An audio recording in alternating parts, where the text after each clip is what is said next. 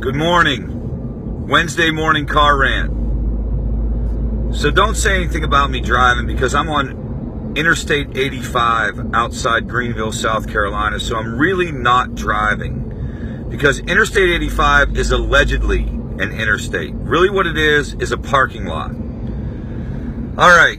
So I wanted to talk today about expectations and labels and how they apply to recovery and this idea of taking a positive psychology approach to recovery. All right, so let's start with limiting beliefs.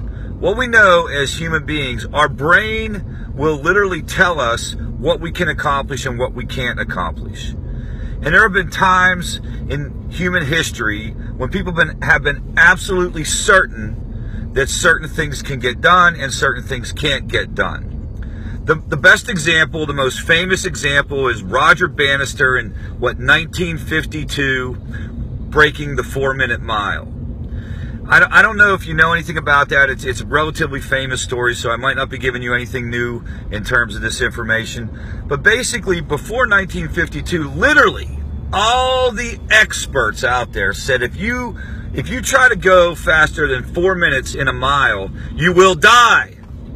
Mr. Roger Bannister, if you try to run faster than 4 minutes in a mile, your heart will explode and you will die. That was literally what the scientific community thought. So in 1952, Roger Bannister, who by the way was also studying to be a doctor, he was involved in a rigorous academic program. He was kind of training on the side. Wasn't even like his full-time job or anything like that. He goes out and he busts the 4-minute mile. So that's cool. That's really good. He broke the 4-minute mile. Yeah, way to go, Roger Bannister. But here's what's even more interesting. 2 weeks later, 2 other people broke the 4-minute mile. Since then, thousands of people have run faster than 4 minutes in a mile. I haven't, not yet, but thousands have. What happened? Human psychology. We were allowed to believe that you could run faster than 4 minutes in a mile. Now, what's the limiting belief around recovery? Let's think about this for a minute. What are the limiting beliefs around recovery? It's things like, it's what the media tells us and what the world tells us and even what our system tells us. You must go off to rehab. You must do 90 meetings in 90 days. You must do it exactly as I tell you to do it. And if you don't, you are hopeless and you will not find recovery. That's an example of a limiting belief. A limiting belief. I am a chronic relapser. I have been to rehab 33 times. I will never get better. I am incapable of getting recovery. That's a limiting belief. There's one way to do recovery. That's a limiting belief.